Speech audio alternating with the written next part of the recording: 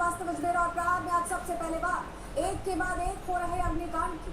दिल्ली के मालवीय नगर में लगी आग की लपटें अभी शांत भी नहीं हुई थी कि नोएडा की रिहायशी सोसाइटीज और इंदौर के शोरूम से भी वैसी ही डरावनी तस्वीरें सामने आ गई। जब तक दिल्ली में 21 बेगुनाह जिंदगियां खाक नहीं हो गई, तब तक पूरा सिस्टम गहरी नींद में सोया रहा। अब जाकर दिल्ली में हाई लेवल कमिटीज बनी है, सक्रिय गलियों में सर्वेज हो रहे हैं और अवैध निर्माणों पर बुलडोजर चल रहे हैं। लेकिन सबसे कड़वा सच ये है कि देश के 90% से ज्यादा होटल्स, पीजी और व्यापारिक प्रतिष्ठान आज भी बिना किसी सुरक्षा इंतजाम और बिना किसी आपातकालीन रास्ते के खुलेआम चल रहे हैं। क्या हर बार कागजी जांच की फाइलों को खोलने के लिए बेगुनाहों की बलि देना जरूरी है? खबर के इस पहलू पर बात करेंगे। दूसरी खबर, यूपी की सत्ता पर काबिज उस कद्दावर राजनेता की जिस देश के सबसे बड़े राज्य से गुंडा राज का सुपड़ा साफ कर अपराधियों के दिलों में कानून का असली खौफ पैदा कर दिया है।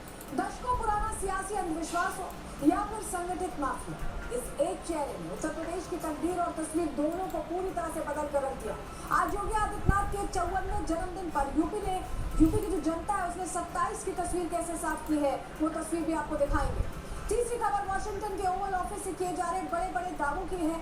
अमेरिकी राष्ट्रपति डोनाल्ड ट्रंप बार बार दावा कर रहे हैं कि उनकी कूटनीति के आगे सब झुक गए और लेबनान में शांति का रास्ता साफ हो गया है। लेकिन असलियत ये है कि बेंजामिन नेतन्याहू की सेना बेरूत के आसमान में लगातार फाइटर जेट से बमबारी कर रही। तो दूसरी तरफ हिजबुल्लाह के नए चीफ नईम कासिम ने साफ कर दिया है कि वो एकतरफा शर्तों पर घुटने नहीं टेकेंगे और जब तक इजरायली सैनिक पीछे नहीं हटते तब तक उनकी बंदूकें शांत नहीं होंगी। कैसे ट्रंप का कूटनीतिक रसूख इस त्रिकोणीय प्रॉक्सी वॉर के सामने पूरी तरह फेल हो चुका है, इस पर भी पूरी डिटेल आपको देंगे। लेकिन चलिए सबसे पहले बात करने जा रहे हैं दिल्ली में हुए अग्निकांड के बाद एक्शन।